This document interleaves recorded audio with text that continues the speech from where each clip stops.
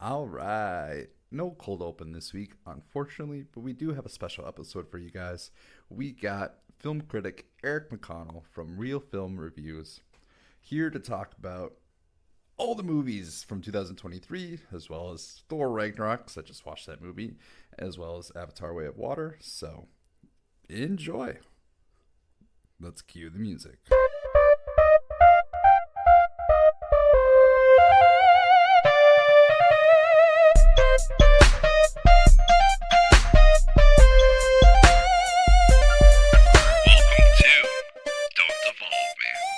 All right, welcome to Don't Evolve Me, the place like Ash Ketchum's Pikachu. We don't evolve, we just level up. And in today's show, we got film critic from Real Film Reviews. Am I saying it correctly? Eric Yeah. McConnell. Yep. Hi, everybody. Happy to be here. So, how are you, man? I'm doing good. How are you doing? Better than I was a couple months ago. We don't have to get into it. My audience already knows. I had to take a month off. Fair enough. May due to Crohn's issues. So I'm doing great.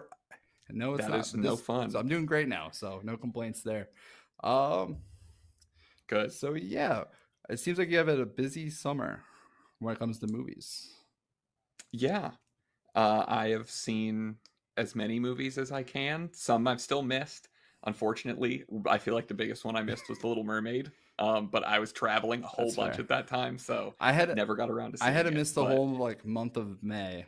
So I didn't do Guardians, and I was prepping to do Guardians that weekend, and I had to miss it, and I felt like there was like guilt. I'm like, I need to review this movie. I need to review this movie, and I couldn't see it for a whole month. And then I was just, yeah, I, that's a yeah, killer it one to was. miss. Everyone's saying it's so good. I'm like, it was good. We'll get into it. So you used to do YouTube, and now you just write articles on WordPress. Yep. I'll say I kind of missed when you said when it YouTube when you're like, hey, I'm going to take a break for now or I'm done. I was kind of hurt because I actually looked forward to your videos. Yeah, I done them for I posted my first ever video Christmas of Oh wow, 2012 because that's when I got nice. a capture card, and I did a Django Unchained review over Halo 4 gameplay that I That's recorded with cool. my capture card. But yeah, so I did that one, and then I sort of ran a gaming channel. It never Yeah. really garnered any success. Shocker, I know. Every kid in the mid 2010s wanting to start a Oh yeah. YouTube gaming channel.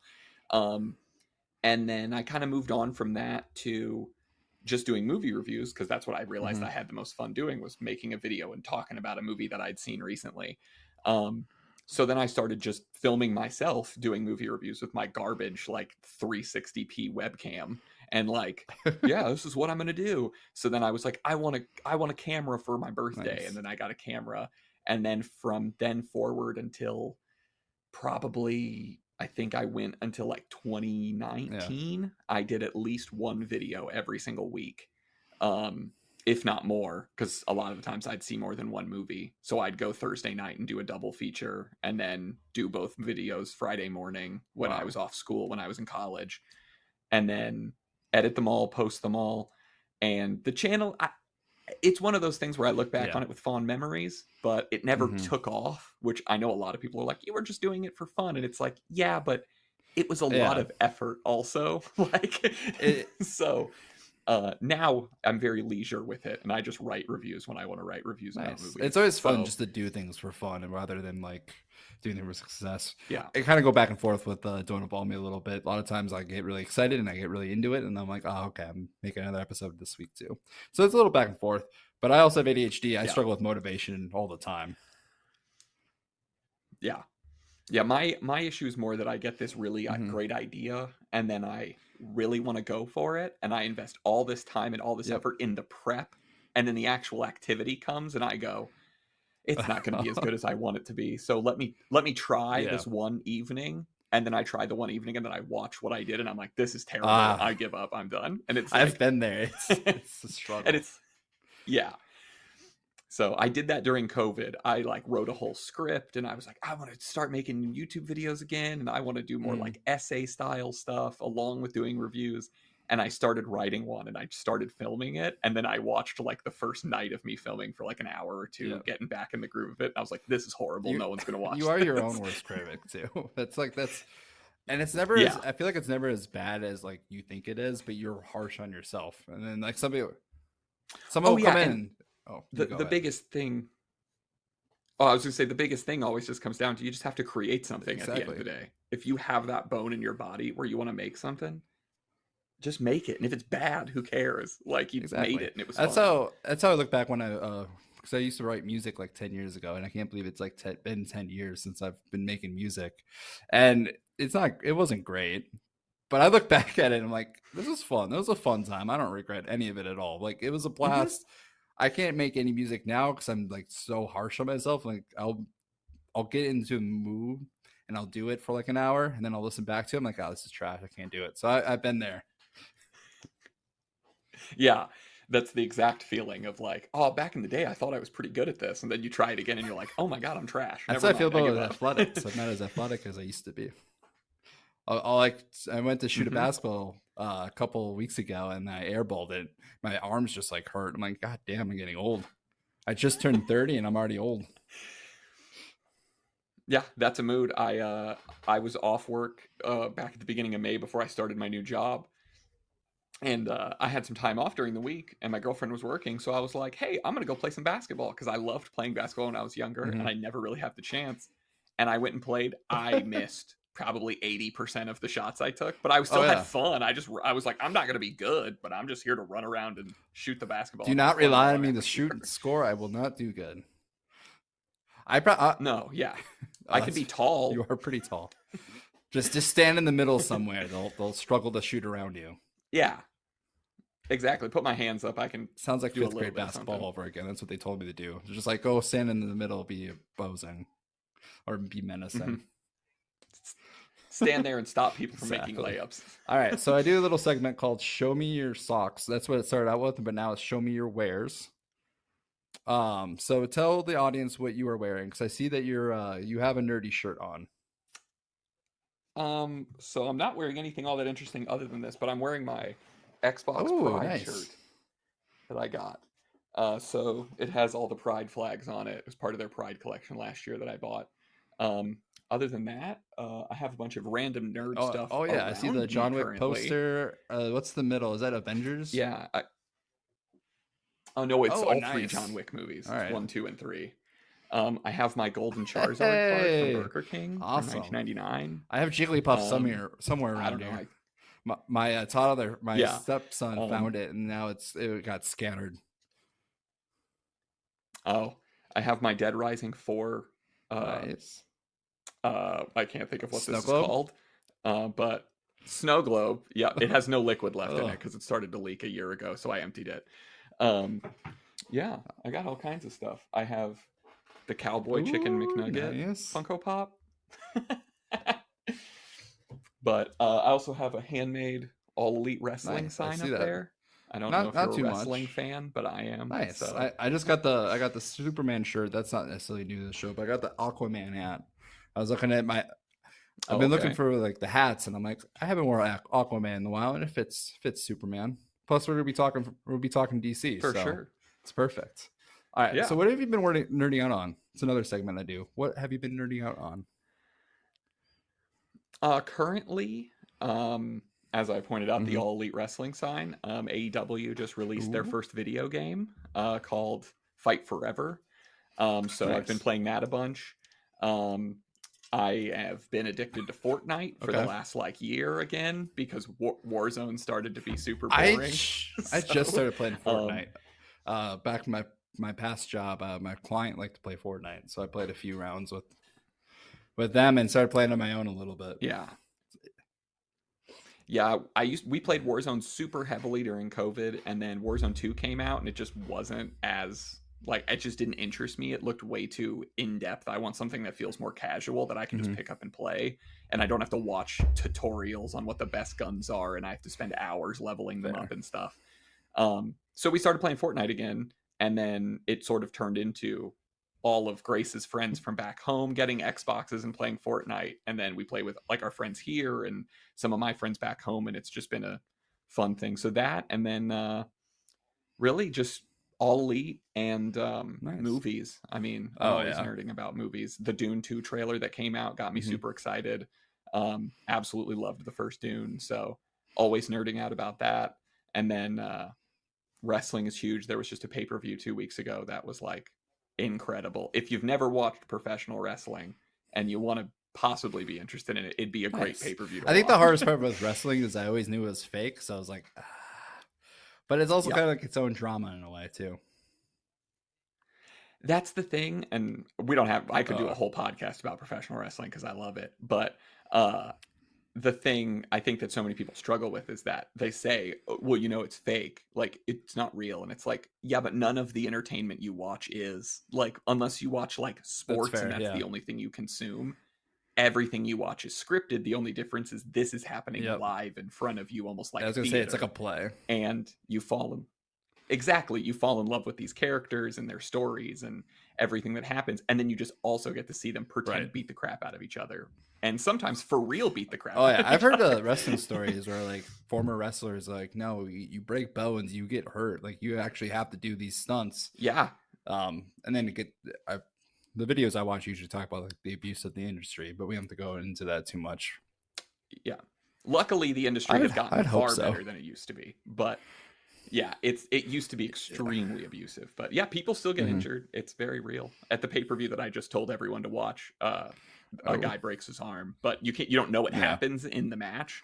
No one found out till after. But and he didn't even think he broke it that bad, and then you found out that he Oh, like fully broke his arm. oh poor guy. Well, I mean, hopefully the insurance But covers that. So yeah. my viewers are probably not surprised by this. I'm still nerding out on Fallout New Vegas. I just bought it like 2 weeks ago, and I started Okay. replaying it, and I realized why I love that game so much. Have you ever played? I did. I played it back in the day on my 360, but I've never Okay. replayed it. So I did one playthrough that was probably like a solid 20, 30 Okay. hours. And then that was the It's only the playthrough I factions ever for did. me. I just enjoy going in and working the factions into my favor. And I never finished the game, so like my goal is to actually finish the game and play the DLC because I never actually did that. Yeah, I don't think I ever played the DLC. I just played the main game and then was like, okay, I personally preferred Fallout 3 to it, which I know is Oh like a no, crazy my opinion. last guest, But because we were talking about Fallout a little bit, and he was telling me the same thing that you preferred three. I think most people it's either three or four, or no, three or New Vegas, and I mostly hear New Vegas. yeah. And then I got my wife who's like, I like Fallout 4. It's better. It's like what? Yeah, my girlfriend Grace also likes Fallout 4 more. And when she said that to me, I was like, "You like 4 more than 3?" And she was like, "Yeah." And she's never played New Vegas. And I was like, "Well, I I mean, guess." gameplay wise, But 4 is superior than both of them. And graphics, so I of mean, of course. course, all those are better. It's just story wise. I like New Vegas because of the factions. It feels like you're lived in, whereas 3 feels like Mhm. an apocalypse that you're trying to solve. See, I think that that's what I liked about 3, and I also the setting of 3 is my Oh favorite, yeah, being in Washington D.C. you're I kind of in think the that middle that's of like so everything. cool. You're in the middle of Yeah, like exactly. the post or the pre-war and post-war. All right, so Yep. we're gonna do a news quickie. It's time for a news quickie. Oh yeah.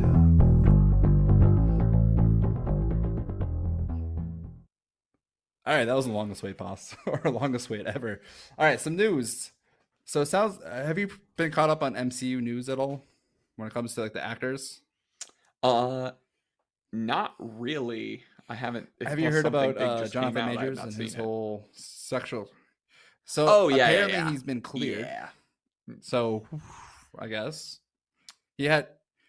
I don't know if Fully? he's fully out of the woods yet, but apparently he's mostly been exonerated, from what I'm hearing. Okay. I know the only thing that I saw was his lawyers came out and were like, if they don't want to go forward with the trial, it's because there's no evidence and blah blah blah. But then people were like, yeah, or because he's super famous and rich and they'll lose. What is it?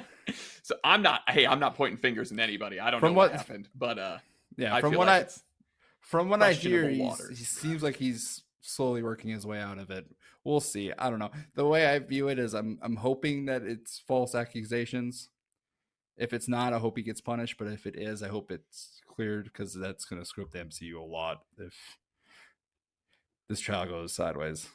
Yeah, I don't really know what it is, because that's the hard part. Is like when it came out, it felt so out of the blue. It's like this dude just had 2 number 1 movies in the theater, like back to back weeks, and then all of a sudden it was Jonathan Majors arrested for assault, and I was like, "What, bro? Like of all the times, like now was the time he decided to get mad and hit a woman?" But yeah, we'll see what happens. Obviously, Marvel will have to make their decisions as to what they feel, and also the audience will have to make their decisions. And maybe we've seen with Ezra Miller that people will make the decision to not support a movie if they don't support an actor. That's so Ezra Miller. I'm not huge on cancel culture, but I'm like, Ezra Miller is the one person who probably should have been canceled. Yeah, he should have been fired for sure. Should have. If it would have been one mess up, you can probably write it off and be like, we all make mistakes. But it was like they just kept doing things, and it was like, come on, DC. And then they were like, there's only one Flash, and it's Ezra Miller, and it was like, guys, there's plenty of people that can play the Flash. What are you talking about? We'll get into that movie a little bit more. That I have my thoughts on his whole take on it, both good and bad. Other news, it seems like Adam Driver and Margot Robbie is no longer going to be casted in Fantastic Four. I don't know.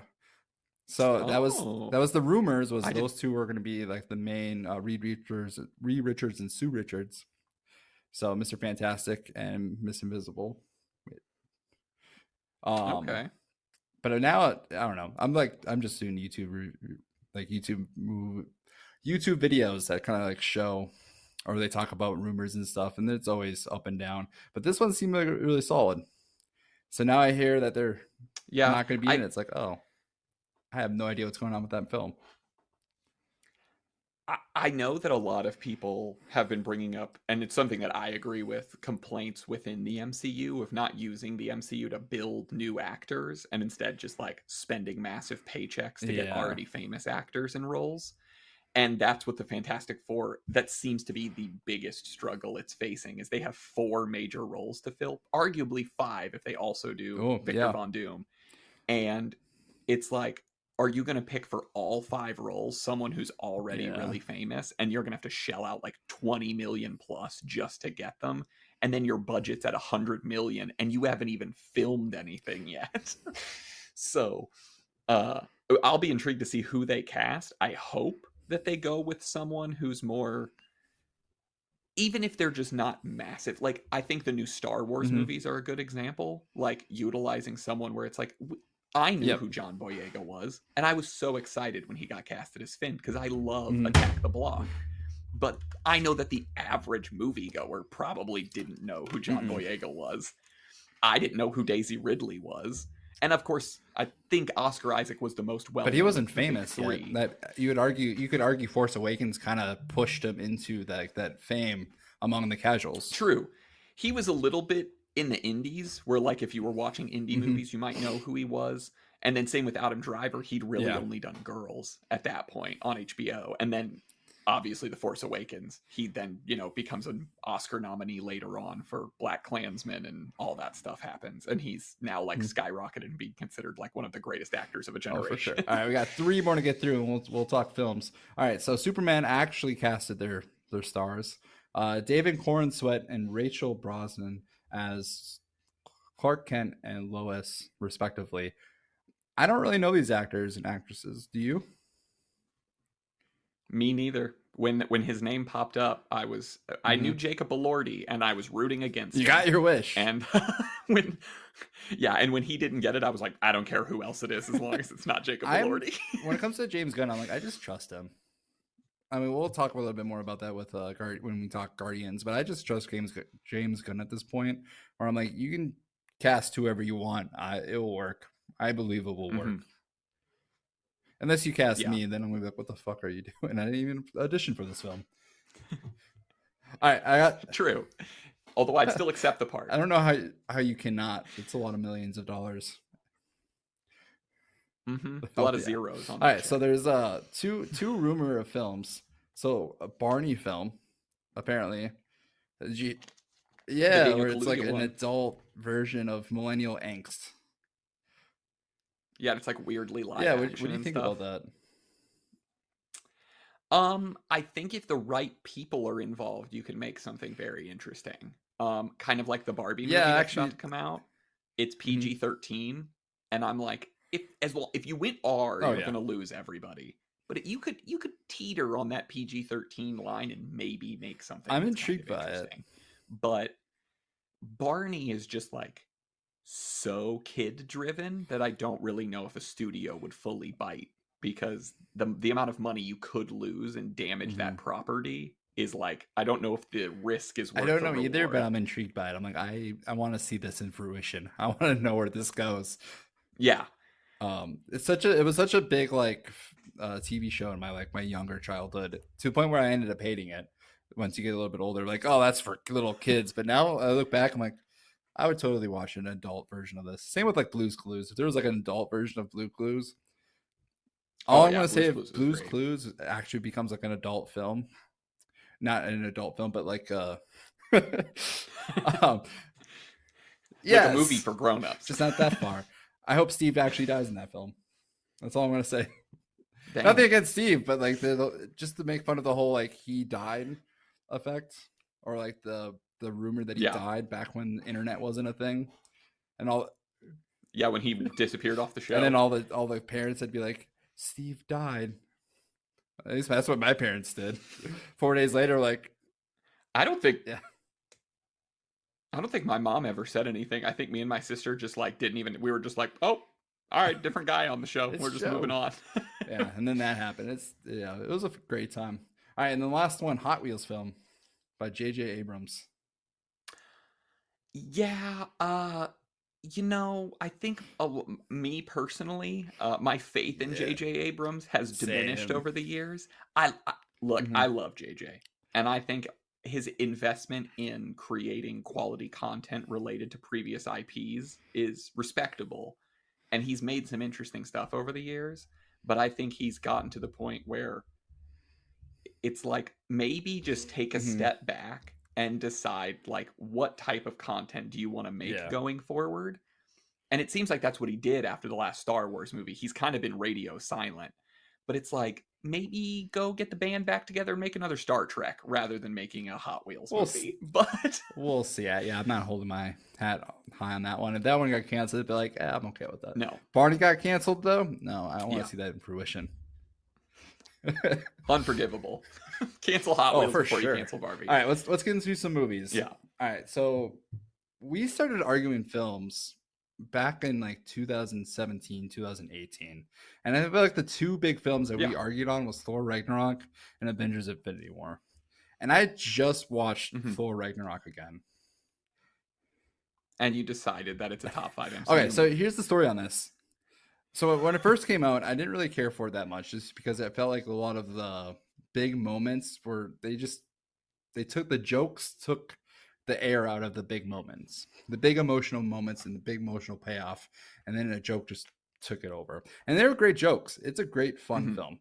I think I give this film. I think right now I'm going to move back to a 4 minus, but right before it was a 4. That's where my rating was. So Okay.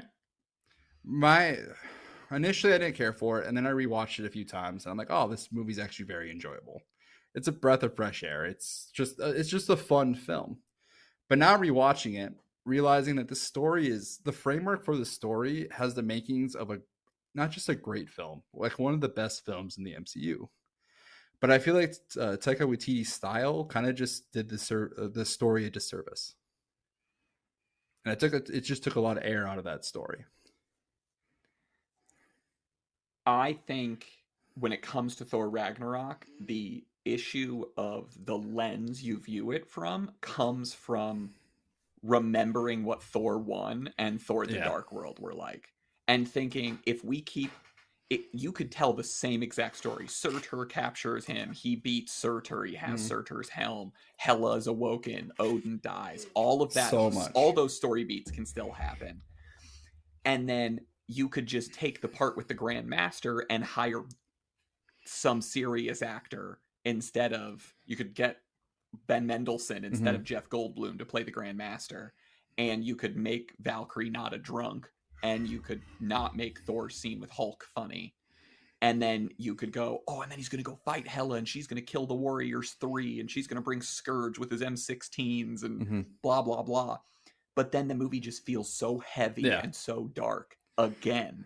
And that's exactly what 2 did, and it ruined. Most people put Dark World at like bottom 3 MCU Yeah, that's where movies it all is. time. Exactly.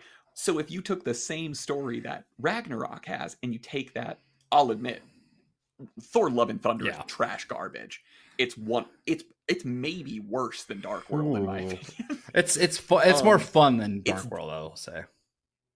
See, but that the funness of that movie ruins it, because gore is, that's a different conversation.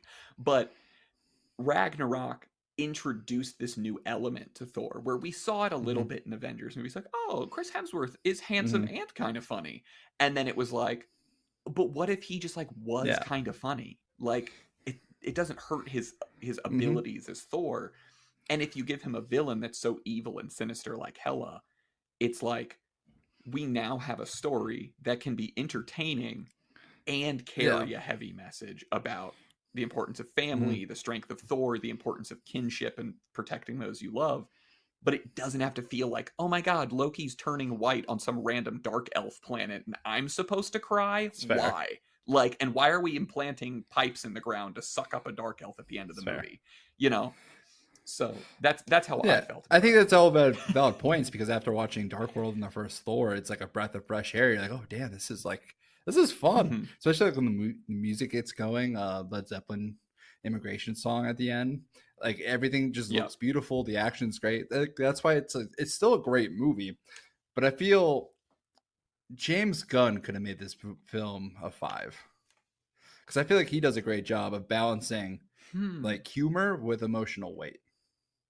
Or if like the Russo brothers were the ones who took over this movie, they also are pretty good at with like when it comes to humor, but also emotional like levity, to make the film feel more grand while also not deflating. Like the jokes don't deflate the seriousness of the film, which I feel like Ragnarok does a little bit. I think that's fair. I think with Ragnarok though, as a movie on its own, maybe it's not an A+, but I do think that it is, in the context of Thor, it would have been really hard to sell an audience after being so bored of Thor movies.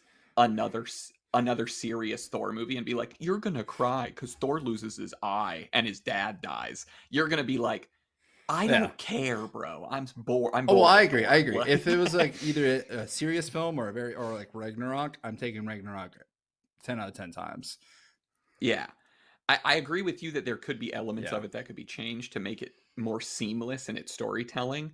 At its time, though, I don't think the MCU was at that point of like being able to find that ebb and flow perfect. You had seen it in movies, but like now they have it down to like a disgusting science where it's like almost you're sick of it and you wish some of it was kind of more raw. But I think for that movie it was like, this works. And it's so fresh, and it fulfills this new thing, and it also does. It's a little bit of a character mashup with throwing Hulk in there, you know. It's a Avengers. It's an Avengers movie. Yeah, exactly. And I'm just a big Thor fan, so like, even though Thor 1 and 2 are not great, I still Thor's one of my favorite Avengers. I think Thor Ragnarok changed my stepson's favorite character. I think it's now Thor. I think that movie's responsible for a lot of people's favorite. I think so, but we see the downside with Thor: Love and Thunder too. Like they kind of went too far with it, and the framework of the story just wasn't quite there. Even though I think Gore the God Butcher is an amazing villain when it comes to the comics. Christian Bale, I thought did a great job for like what he was given. For his 17 minutes of screen time, like, if that should have been so much more. Yeah. So, all right. I want to bring it to Infinity War real quick. Has your views changed on Infinity War? So, if you want to refresh my memory on what my opinions of Infinity War were that we disagreed so heavily on, you had it. when it came out, you were like, oh, it wasn't a complete film. It couldn't tell its story on its own. And that was like, I think, the biggest con. Yeah. And I want to argue back on it, that point a little bit. And I've had this in my head for about 5 years now. Just so you know, because you're like the biggest critic that I ever talked to on Infinity War. Where most people would be like, oh no, that's like the best MCU film is Infinity War. I would argue that, I think I argued this point with you too, that Thanos was the protagonist of sorts. When you see the film through his eyes, it has a start, finish, and an end. So I think from that perspective, that is correct. But I think the problem, and I love Infinity War. I think Infinity War is a top 5. If we're talking Avengers included, it's still a top 5 MCU movie. It's really good. But when you have a story that takes 10 years to tell, I don't want a guy who's never been a primary character in a movie to be the protagonist of that movie. Quote unquote protagonist, to be the main character. So my main characters are the heroes that I've fallen in love with over the last decade of my childhood / into adulthood. And so when the movie ends, it's like this, it's supposed to feel like this, oh my God, they're all dead. But instead for me, it was like,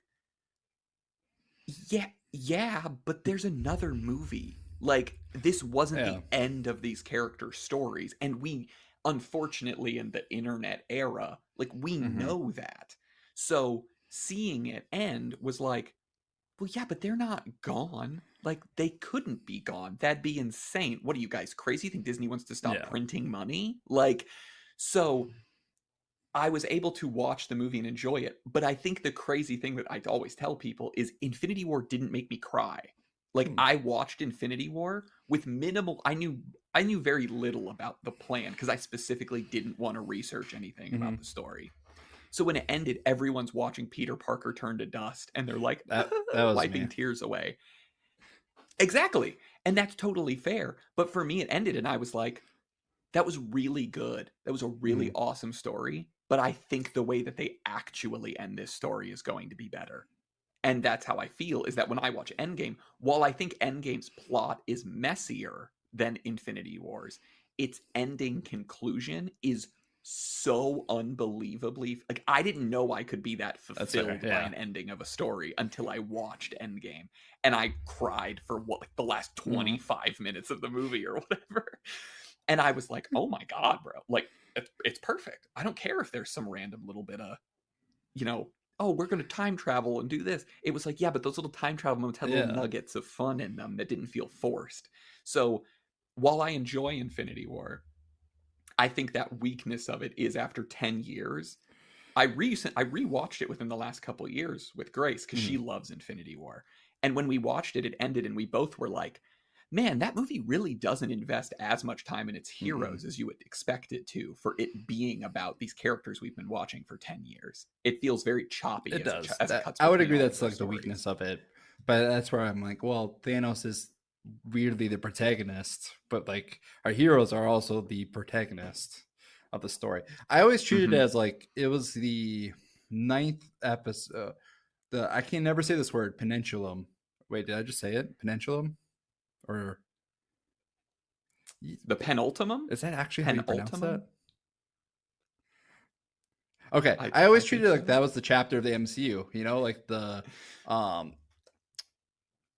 penultimate episode. So it's it's the Red second Wedding to last of the Infinity Saga, and that's like how I took it. I'm like, this is like the best, I cannot say that word. Yeah, it's like the best, like second to last episode of a season,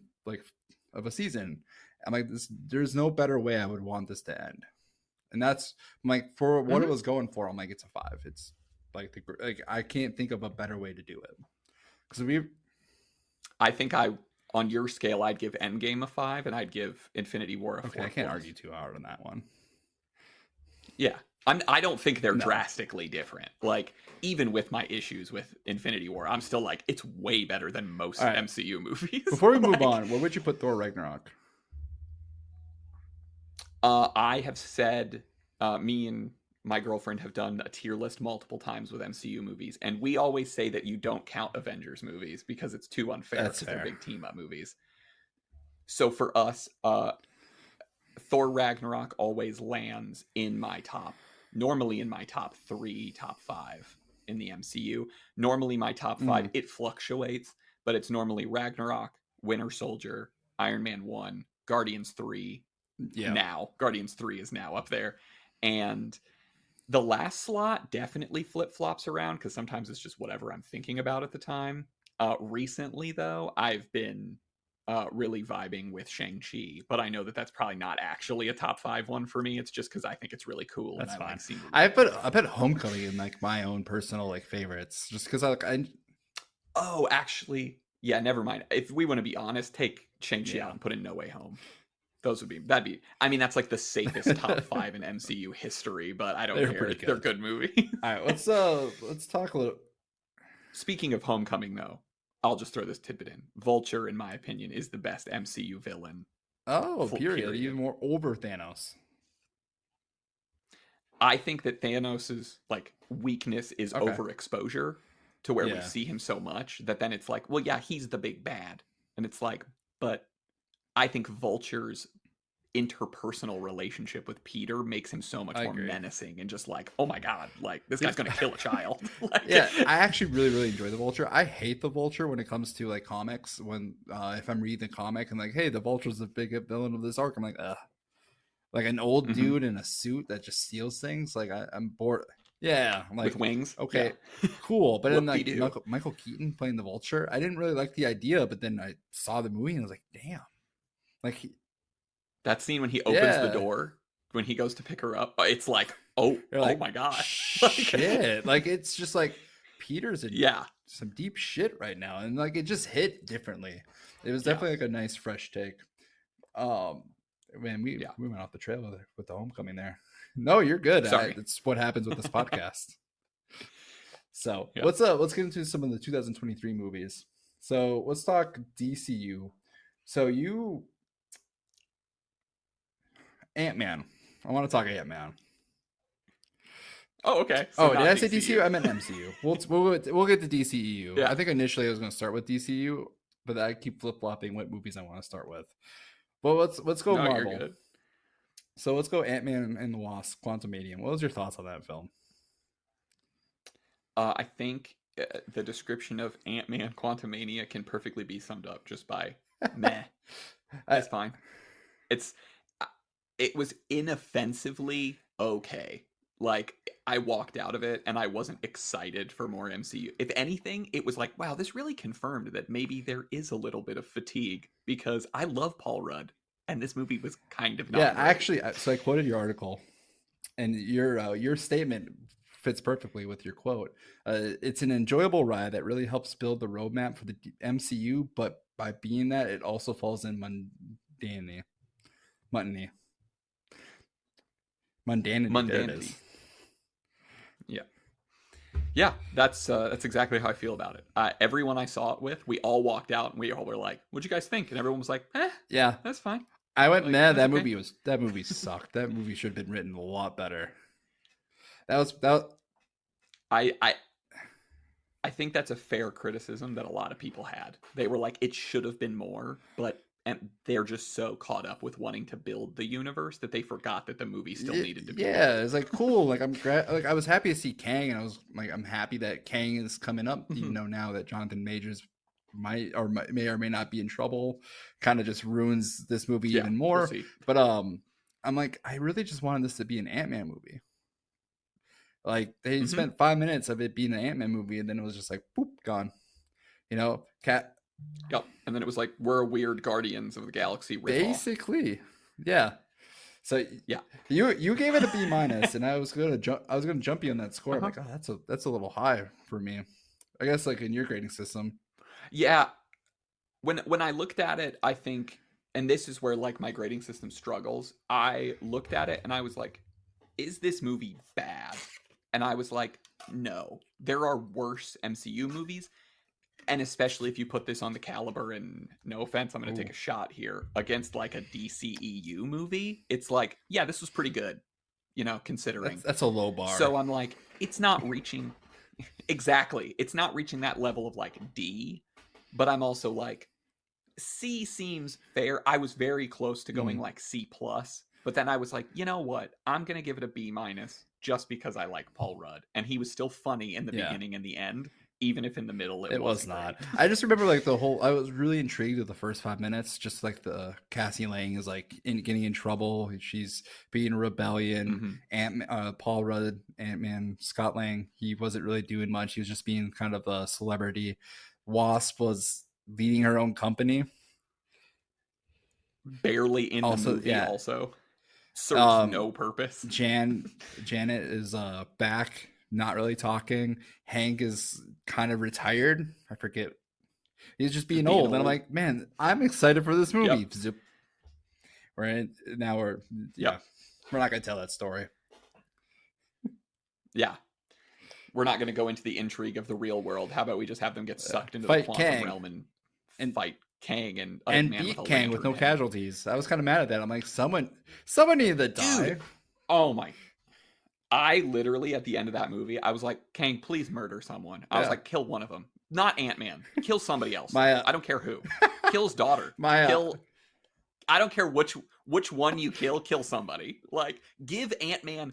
It's just like when Coulson gets killed in the first Avengers. Give them a reason. He doesn't have a reason to be an Avenger. Give him a reason. Kill somebody. And then when he comes back to be the big bad, he's got a personal vendetta and reason to want to make murder the next this film guy. Like better too. Give that little personal weight. So we were talking predictions. One of my regulars I have on the show, his name's Ernie. He was all about like, I want Cassie Lang to die. And it just became a bit, #kill Cassie. And we're still making that joke. And so if he, Ernie, if you're listening to this is for you. For a killer, but for real though, I'm like, kill somebody, kill Wasp. Like, she's barely in the... Yeah, no one likes Evangeline Lilly anymore. Kill her off. Like, make them both mad. You get two heroes. 2 for 1. They're mad. Wasp, you weren't doing anything anyway. I don't know. And then she can have the wings. Cassie can have the wings. Boom, done. There you go. You still have Wasp. Like, yeah, it was just disappointing. All right, so moving on from disappointing, Guardians of the Galaxy. I feel like we don't have to talk too much on it because I think we're both in agreement. It's a great film. It's incredible. Yeah, I watched it late. Yeah, I already I kind of got a little. I read about spoilers, so I kind of knew what happened. Oh come on, Jake! You're reading spoilers ahead of time. Dude, it was a month. I was reading all about how great this film was. I was getting spoiled anyway, so I'm like, I'm just gonna read it. But I watched the film and it was still great. Like, and that's why, like, if a movie, if someone spoils a movie to you and it's still a great movie for you, you know it's a great movie. That's the testament to a truly great film. Or a movie that you've already watched before that you can rewatch and it still sucks you in. I'm excited for this film to come out because I'm like, I want to watch it again. It was the whole. Oh, you go. When you go. I was just going to say, when it came out, I saw it the first time, and then the next weekend I had to go see something else. I don't remember what came out. And my girlfriend went and saw it with one of her friends, and she saw it a second time. And I was like, Grace, I don't want to go see this movie. I just want to go see Guardians 3 again. And I was like, but I know I have to go see this new movie. Nice. The hallway scene at the end of Guardians, I really, really like. I think it's like one of the best. Marvel has this thing with hallway scenes, especially Daredevil usually. Yeah, they took it from Old Boy for sure. I never watched Old Boy, but I've just seen like everyone. Yeah, but I've seen the YouTube. Really? Would recommend it. There's also a really good one in a terrible Jude Law movie called Repo Men that does a pretty good hallway scene at the end. Nice, but yeah, just getting back to it. Guardians, I felt like had the best hallway scene I've seen in a Marvel film or Marvel product. I don't know if it beats the chain scene from Daredevil for me. But past that scene, I can't really think of another one that's better than the Guardians one. I know. I also like the one in Guardians 1, though, when they're on Ronan's ship and they're killing everybody. And yeah, that one's good. But yeah, I'd say I that just one's remember seeing it in probably the film best or one. in theaters and just going like, damn, this is just beautiful looking. Like it's not practical. It's Hmm. practical in CGI effects, but I'm like, damn, it just looks good. It's fun. We're getting Yeah. Guardians being Guardians for the last time. And that's just what I want to feel Yep. in that movie. Like I want I Yeah, want to exactly. feel the heroes being themselves in an epic moment. Yeah, and they're all happy and Mhm. together and doing their thing at the end. And yeah, the ending of that movie's beautiful. It's all put together incredibly. And like, I know you said it before with James Gunn, but I think that movie solidified DC's decision to put him at the helm, because Guardians of the Galaxy 3 perfectly closes the Yeah. story for the Guardians. And I mean, you couldn't get a better ending. And that's one where they didn't Yeah. need to What was kill your thoughts on someone. that? Like, because everyone was like making predictions of who died. I made a video, not a video, but a episode. We talked about who we thought was gonna die because makes sense that someone would die in the finale, but they didn't kill anyone off. So yeah, we talked about it a little bit, me and my friends, and most of us were under the impression that like maybe they were gonna kill Drax because Batista's made it very Hmm. clear that he's done. He's like, I'm out. They could have killed Gamora just because she's not really there because it's I, different she was Gamora, last on my list. whatever. I'm like, they're not gonna kill her twice. Yeah. So I figured they wouldn't kill Star Lord. Peter Quill slash Chris Pratt is way too Yeah, marketable of a hero. My guess was Drax, maybe Groot. They could kill Rocket. Rocket, I think, was the most he popular was choice number for most one. people because Yeah, of the way that yeah, most people were like, Rocket's out. My number one was Drax, but then in the end, when they didn't kill anyone, I was like, yeah, I'm fine with this because this is a ragtag group of characters, and we don't have to kill any of them for their yeah. story to matter. And uh, my girlfriend personally hates Nebula. Nebula's like her least favorite Really? MCU I character of really all love time. Nebula.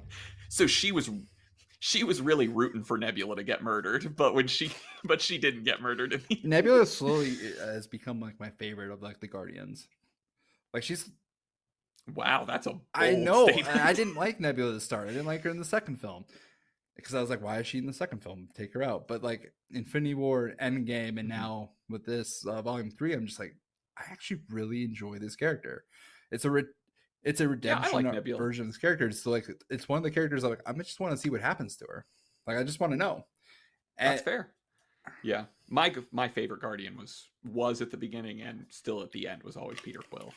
I just I just think Star Lord's he's so like you're so drawn to his charisma and he's so much fun to yeah, watch. I agree. I mean, Chris Pratt in general is like that, but him as Star Lord is definitely Yeah, like, yeah, I would just have fun watching Star Lord be Star Lord. yeah, Honestly, that's how I feel like a lot of those exactly. characters, and that's just a testament to James Gunn writing because like I'm intrigued by all these characters. Like they're interesting, they're well written. Yeah, I want to know their So, story. let's before we skip into DCEU, let's talk Spider Man. So you gave it an A plus. I think I gave Yeah. it a 5 minus or a 4 plus. Oh, okay. And the only my only criticism of this whole film is this: it's going to go back to Infinity War. It's a part one. It doesn't. See, you have the reverse thought Oh of me on no. this one. We're flip Okay, flopped because in this movie, it never feels like it is supposed to that's complete fair. the story. It feels like we're seeing the growth of Miles Morales Yeah. continue as he's attempting to find his way in the world. And obviously, Gwen becomes a far more Hmm. prominent character, and we're seeing her find her way.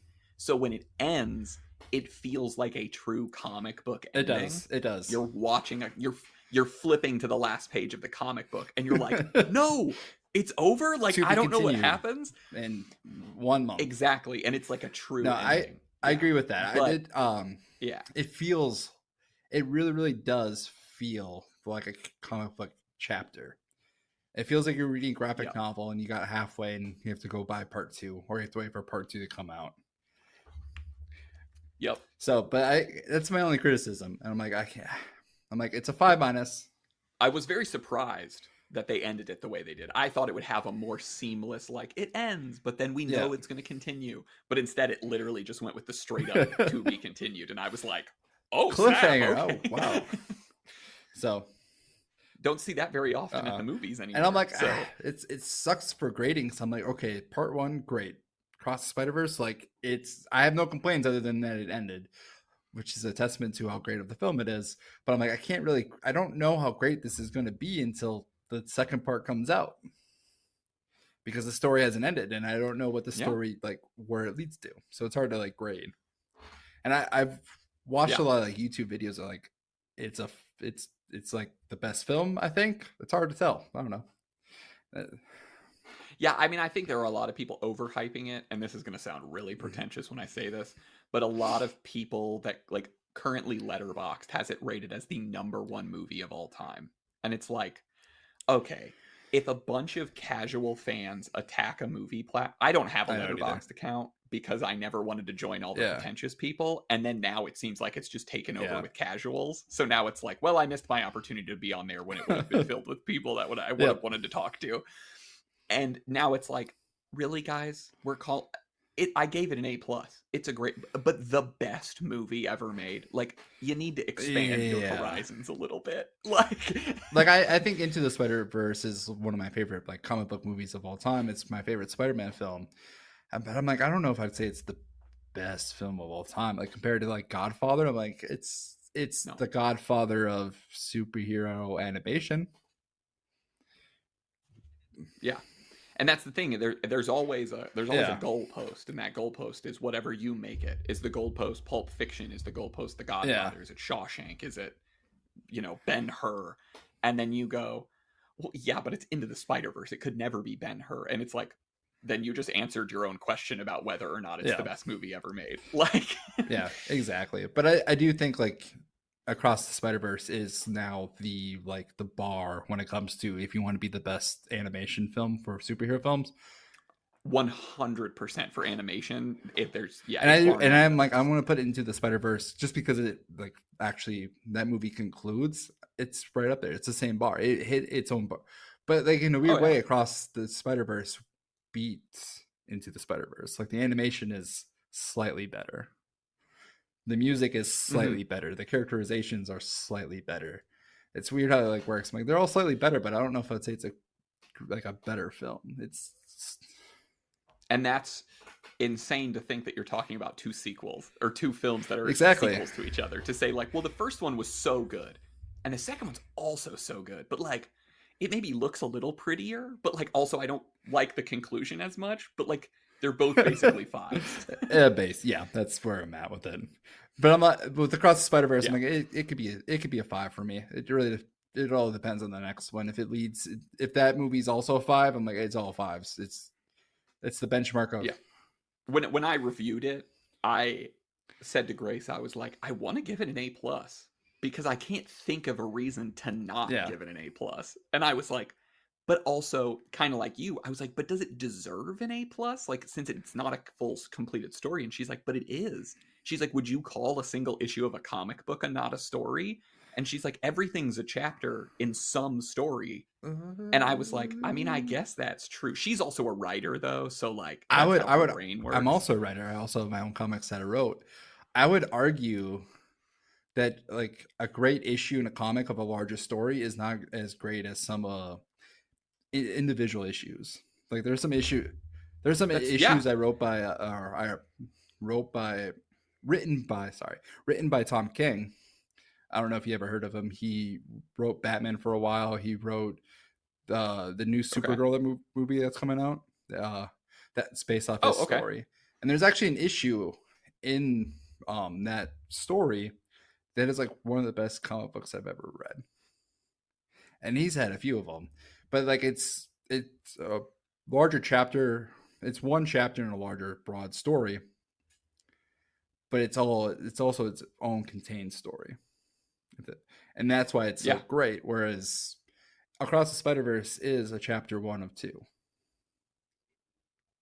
It is, unless, and this is the one argument I'll make for that, if it never said to be continued at the end, and Miles was cut off after he showed up in his bedroom, right? We don't see the fulfillment of his story. The movie doesn't start with Miles. That's fair. It starts with Gwen. And if the movie ended with Gwen walking away from the spider team, I don't remember what they were called, but if the movie ended with her abandoning that team, the movie is her growth as a character and her abandoning them. And now we pick up with Mhm. Gwen and Miles in the next movie, and there is a fulfilled story there. But instead, they weave the tale of Gwen and Miles together. So one story I does agree. have a Yeah. fulfilling ending, but it I continues had into that the thought other. because I'm like, So how would I make this better? How would I make Across the Spider-Verse better? And that's, I'm like, I would have probably maybe ended it where Gwen finally has that moment with her father and leaves the team. To yeah, me, that's like, this is her story. This is her movie. And then Miles exactly. is in the background, and then you lead into it. So I'm happy you said that because I'm like, oh, I had that same thought. You just said it probably Yeah. a lot better than I could. All right, so let's get into DCEU. So I've noticed that you didn't put a Shazam review out. So fun thing, I did write a review for Shazam, but then a bunch of Uh better huh. movies came out and it kind of just fell to the wayside. And then it fell so far to the wayside that I decided I am currently working on my uh first half of the year recap for all the movies that I didn't get a chance to Mm-hmm. write reviews for, and that's All one right. of them because I was like, this doesn't deserve a All full right. Sneak review. peek. It's fine. What using my scale? What did you give it? Let's go. I'm gonna say two. Oh, you're Let's giving go it two. two. Okay. Maybe. So the grade I was going to give it was a C Oh, minus. It is right on the cusp of being something that's not even worth really? watching, in my I opinion. actually really enjoyed this film. I, See, I think that this falls into that category where when we were discussing Yeah. your rating system, not to break kayfabe before we started recording, but of you said it's meh, but like you Yeah. could have fun with it. And that's how I'm like, if someone told me they liked Mm-hmm. Shazam Fury of the Gods, I'd be like, yeah, that's fine. You probably liked it because you like Shazam or you like Zachary Levi or Guilty. whatever. Or you just thought it was Guilty. entertaining. I watched it and was like, this is like a cheeseball It B is. movie. What are these villains? Why do they all have different accents? Why is Zachary Levi being played by a child who's acting like he's in an Oscar drama, and then Zachary Levi acts like an 11-year-old? Like, the Mm-hmm. continuity of characters and storytelling just wasn't there for me. And by the end, this is the weirdest thing I'll say about Shazam. Both movies have such incredible Yeah. design. Like the creatures at the end of this movie, the Mm-hmm. gargoyle monsters in the first one, they're so cool. But the problem is they're supposed to be like 16 in this movie. And Zachary Levi's still like 11 years old. Fart, Yeah.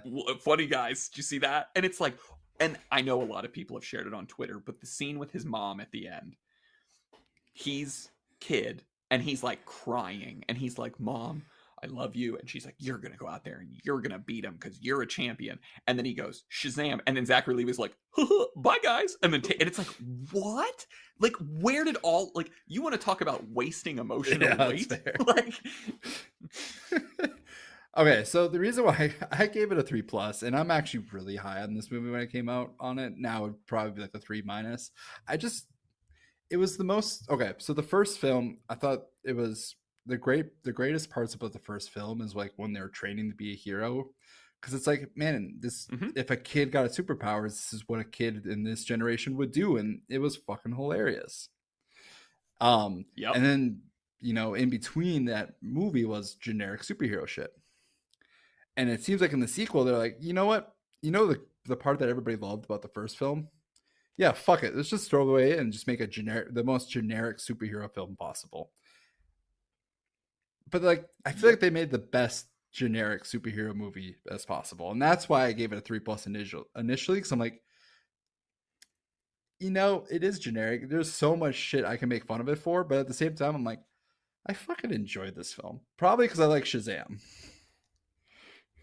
See, and I loved Shazam 1. I think Shazam 1 currently is still probably one of the best DCEU Low bar, but movies that's yes. been made. Low bar, but I think it's one of the best. It's up there with like Birds of Prey and Aquaman. Wait, But you don't have the I Suicide think Squad up there? Yeah. the James Gunn one? Really? No. Okay. It would be up there closer to the top, but those Okay. are my top three. Are probably Shazam, Aquaman, and Birds of Prey. Interesting. Because no one talks about Birds of Prey. I really enjoy Birds of Prey, actually. It's so good. It's so good, and no one watched it. I feel like everyone who watched it like, oh, this movie's trash. I'm like, what? This is like, it's really just a Harley Quinn film, and it's a great Harley Quinn film. Yeah. It's funny, it's gritty, it's dark, but it's entertaining. But anyway, Ewan McGregor. So I think, who doesn't love Ewan McGregor? I think that Shazam 1 captured it so well. Like you said, they captured that childhood mentality, which is what the DCEU needed so badly. It needed some lightening up. And then with the second one, they went, hey guys, you know how Ant-Man came out last month? What if we just did that but worse? Like, what if we did that but with less talented actors and a script that was even more boring? Yeah. And I think the key thing is a villain that's worse, because the Daughters of Atlas were made up for that movie. And the three most random actors... Okay, let's roll a dice. We got Lucy Liu, Helen Mirren, and Rachel Ziegler. Okay, we have the star of West Side Story, a lady in her 80s who's only done Fast and Furious movies for like the last decade. And then Lucy Liu, who everyone knows Lucy Liu from Charlie's Angels, but past that, I couldn't name I felt like she was another just like a Lucy Liu TV movie. actor trying to be like a villain. It's like, oh my God, I feel like I'm watching a soap opera, which is... Yeah, and it was super cringe. And I fucking loved it. I don't know why. I think that's the enjoyment people can get, is that like B-movie element out of it. But I think for me, I was just like so over it by the time I got to the end that I was like, bro, like, and then the stupid thing with Wonder Woman at the end. I don't know if I'm allowed to spoil stuff. It's not. No one watched it anyway. I went opening night. There was 2 other people. Yeah. It also was a blizzard in Minnesota too, so I guess maybe that's why no one watched it. That would cut down on it. I think it's just the fact of Shazam. That was like the worst part though. This is a kid's funeral, and she just shows up out of nowhere posing with the music. Yeah, and dude, I know this is an unpopular opinion. I hate Wonder Woman's theme. I'm in agreement with you. I don't like it. Dude, I can't stand, like, when it showed up in The Flash, when she showed up, I was like, kill me. I don't even want to. I don't want to be like here right individually. Now. I don't mind it. I don't mind it for the Wonder Woman like film. I didn't even like it in the Wonder Woman movie. Or like Wonder Woman movie. When she initially shows up, but like in every single scene she shows up, it's like, do we really need this theme? I don't feel like it fits her character that well. No, she's not as hardcore as it sounds. She doesn't even carry her sword anymore. All right, let's get into Flash then. That's the new movie that came out. Yeah. I feel like so you have it as a C. I have it as a 4-. Yeah. I feel like I'm a lot higher on these newer films than you are. And I'm usually very critical of DCEU. So let's talk Flash a little bit. So with the Flash, Shazam was like, to me, it was like, okay, guys, we're about to throw this whole universe away. Crumple up a piece of paper, throw it at the wall, give Zachary Levi a paycheck and get it out the door. We don't really care. But this movie felt like, this has been in production. We've been thinking about this. Remember the scene in Justice League when Batman falls asleep and then the Flash shows up and says Lois? And it's like, oh yeah, I do remember that. So I was excited. Ezra Miller stuff aside, production hell aside, as a movie, I was like, this could be fun. Personally, I'm not a big Barry Allen guy. I've always been a Wally West guy. He's a better Flash, I will say.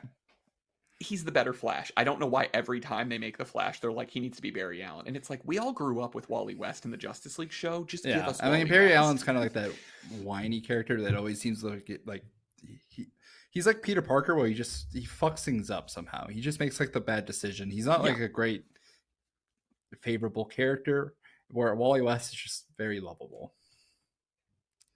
Exactly. Lovable. Yeah. So I went into it and I had hopes of like, it'll be okay, right? And it started and it was like, okay, it's kind of funny. He's catching babies out of the sky. And then I didn't like that they recasted his dad, but whatever. And then we get to the scene with Wonder Woman and Batman. And I was like, okay, we're throwing in some Marvel comedy here, calling the Flash a virgin and stuff, but whatever. It's fine.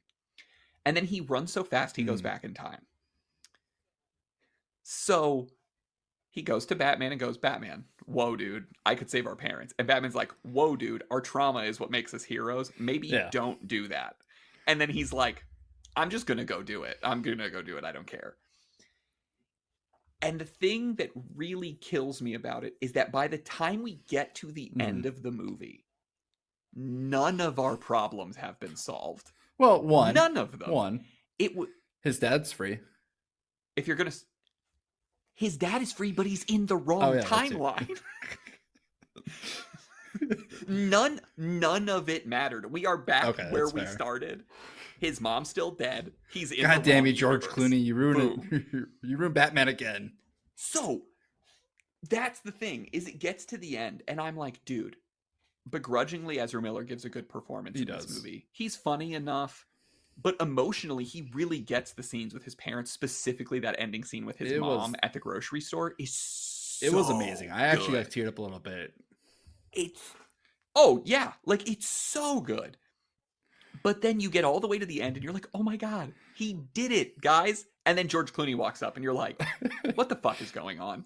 You're like, this is how we're ending this movie? Like, we went through this whole journey. We had to watch Michael Keaton die multiple times. We had to see Supergirl die multiple times in a PS2 cutscene. And now it's fucking George Clooney is what I get out of this. That's my prize at the end of this adventure. Like, yeah, me and my friend were just like, wait, does this mean George Clooney's now the DCU Batman? And like, I'm so confused by that. So my theory, and this, I was talking to my friend who I saw it with, and I was like, the only acceptable thing to do here if you're going to keep them in this universe, because Aquaman was there in the end credit scene, like, he's not being recasted. The only acceptable way to do this is that you bring in Terry McGinnis as your new Batman, and George Clooney plays old Bruce Wayne. Fair. So you go Batman Beyond in the new universe. They're doing Damian Wayne in the next film. They could see, the problem is Clooney's so old though. Like, how does that doesn't make any that's sense? Why I was really like, I like that George Clooney's here. It's a cool, like, hey, he's back moment. But then it's like, wait, what is there larger implications, or are we just scrapping this movie altogether? See, and that's my issue, is at the end of it, I go, so James Gunn claims that this movie is like the reset for the universe. And it's like, yeah, but you just reset a universe with George Clooney as your fucking Batman. Like, what the hell are you talking about, James Gunn? Like, you're like, hey, you guys want to go watch George Lopez and Blue Beetle? It's going to be cool. Oh, don't worry about George Clooney being our Batman. Like, I don't think George Clooney's going to be our Batman. I don't think he is either. But that was my biggest issue. Is by the time it got to the end, I was like, none of this mattered. The only thing we got was character development for Barry. But past character development for Barry, there's nothing else there. All the rest of the world is still wrong, because all we know about is George Clooney being Batman. We don't know what else is messed up. I think maybe the way I look at it is, like, Flashpoint's basically the same story. It stole a lot of points from Flashpoint, the story. And I think that story, you kind of like, it was all character development. Like, Flash grew, but the world mostly just went back to the same. And that's the... Except he brings a letter back to Batman. And if they would have done that scene with Ben Affleck, because he's an actor of a high enough caliber that he could have done it. If they... I'm not putting any of my money on George Clooney. If you would have gone...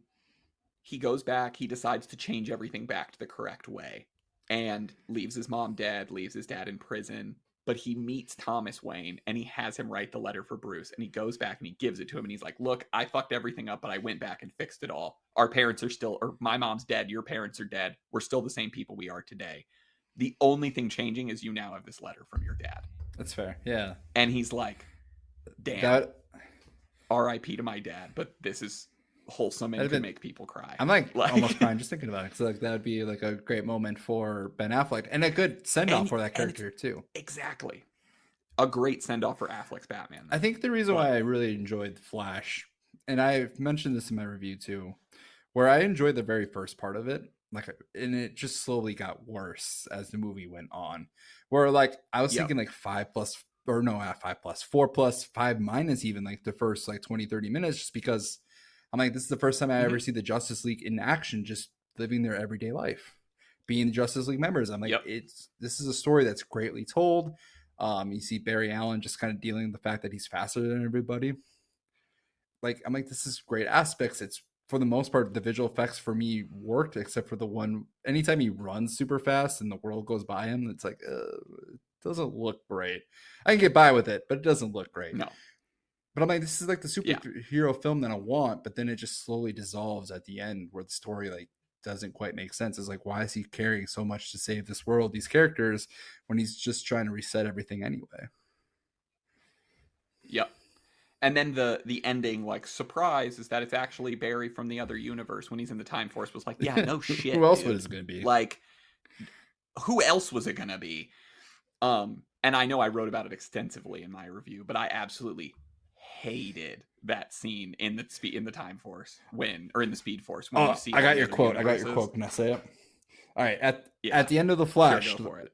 This is written by Eric, by the way. At the end of The Flash, the writers decided to utilize the element of the Time Force and all the changes that Alan had caused to duly showcase the destruction being made to his fabric of time and grow the overarching excitement around the possibility of a DC multiverse, similar to what has been done in Marvel's fan-loved Spider-Man No Way Home. Unlike No Way Home, however, this film showcased other dimensions using somewhat the most egregious, cheap nostalgia cash grab trash I've ever seen. Yeah. I don't even disagree with that. I'm like, that's harsh. That's fucking harsh as hell, but I'm like, I agree with it. Yeah. That scene, when I saw it, I was like, I hate this. I hate everything about it. Like, I don't care if you're like, oh, I knew Nicolas Cage was almost Superman. I'm a nerd. And it's like, oh, fucking cool, dude. So did a bunch of other people. My friend's like, why is Nicolas Cage Superman? I'm like, it's a whole thing. He was supposed to be Superman at one point. I'll tell you later about it. Exactly. And I was like, oh my God, yeah, I know. And then it was like, Christopher Reeves has been dead, guys, for a minute. Why are you bringing his corpse alive in this movie? Everything's like, CGI too. It's like, yeah, it was just, and it ended and I was just like, that was just so, and there were people in my theater that clapped. And I was like, I don't ever want to have a conversation with any of you.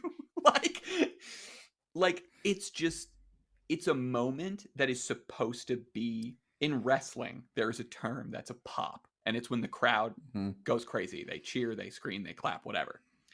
And there's a thing called a cheap pop. And it's basically doing something that it's like going to a town and being like, I fucking hate Pittsburgh. And then Pittsburgh goes, boo. And it's like, okay, you got cheap pop out of the crowd for them not liking you. And that's what that felt like. It was like, hey guys, we know we haven't really made too many movies you've quote unquote liked, but remember all the stuff that DC has made that you've liked? And remember when Nicolas Cage was almost Superman? Yeah. Like, I don't know if you've ever seen the season of South Park with member berries where everyone hates the world, but then it was literally that. I walked out and I was telling my friend, I was like, it was like a member berry whispering in my ear that was like, remember when Nicolas Cage was almost Superman? And it's like, I don't fucking care. Who's our new Superman? Where's Henry Cavill, guys? You fired him. No, I agree. Like, there's something to be said about like nostalgia and stuff. Like, I even have my own video game nostalgia series that I'm recording in 2 days, a Pokemon one. Like, there's something to be said about like reliving that nostalgia, but the way. I love nostalgia. I watch professional wrestling. It's fair. Good point. But I mean, like, there's better ways to do it. And I think the reason why I like The Flash more than I think most people did is I watched The Flash before I watched Across the Spider-Verse. And I know one came out 2 weeks earlier, but I watched The Flash first. I'm like, I actually really enjoyed this film. And then I watched Across the Spider-Verse and I'm like, oh shit, The Flash did a horrible job with this multiverse, because Across the Spider-Verse, like, none of it felt cheap. Like, they had some cool scenes, like Lego Spider-Man. I feel like in the hands of like other writers, this would have been a horribly like written cash grab of a scene. But no, it's just funny, especially at the end. He's like, Spider-Man out, beep boop. I'm like, I don't know why I enjoyed it. I just enjoyed that moment. Like, it was just, it felt natural to the story it's being told. Or that. Yeah, and we saw Spider-Man before. So then after I saw Flash, Grace said to me, she was like, man, this really makes you appreciate how much better Spider-Verse did it, because this movie Yeah. sucked. And I'm telling you, if you would have watched Flash first, you'd probably be like, oh, this movie's actually kind of enjoyable and fun. I don't get that a lot in DCU films. I would still say that The Flash is one of the better DCU films. I know it's a low bar, but I think it's better than some of the movies that are like where they were still trying to find their footing. Like, I know a lot of people shit on Batman v Superman, but I do agree, if you watch the director's it cut, is better. It's a it makes sense. movie. Yeah, and I think if you do that and you're like, okay, this is better. Wonder Woman 1, when I initially saw it, really liked it. Then I watched it again a couple years later and I was like, this movie's not as good. Everyone as I overhyped that film so much. Everyone did. I saw it. I'm pretty sure I gave it an A- when I saw it, and then I rewatched it later, like 2 years later, and I was like, "This movie." I gave it a 3, and like I got a lot of feedback. They're like, it's a great movie. I'm like, it's not that great. Like the first part's great, but then it falls apart. Chris Pine kind of carries the lead for the most part. He really does, yeah. And then you go to the other DCU movies. Like, I really love Aquaman, which I don't think is like a unpopular take. But then past Aquaman, it's like, it's really just dependent on your personal opinion. Do you like Man of Steel? I personally don't really like Man of Steel, but I also notoriously hate Superman. So, like, it's not that shocking that I wouldn't like a Superman movie. Let's talk about Man of Steel. I really liked that film initially when I watched it. I didn't know much about Superman when it came out, though. So I really liked that film. But then I started reading comics, getting to really, really know Superman. And I rewatched Man of Steel. I'm like, I fucking hate this. This isn't Superman. This like the theme is all off. The whole tone of the like Superman, like he's a hopeful figure. He's not this gritty person. The whole he's not snapping dudes' necks. Oh, I was actually mad the first time I watched him. Like, that's not Superman. Yeah, when that happened, I was like, whoa, hey, Soups, calm down, bud. Like, you couldn't have just, like, put your hands over his eyes? Or the whole, like, the millions of people are dying in the city, and he's just fighting one dude, killing more people in the process. Yeah.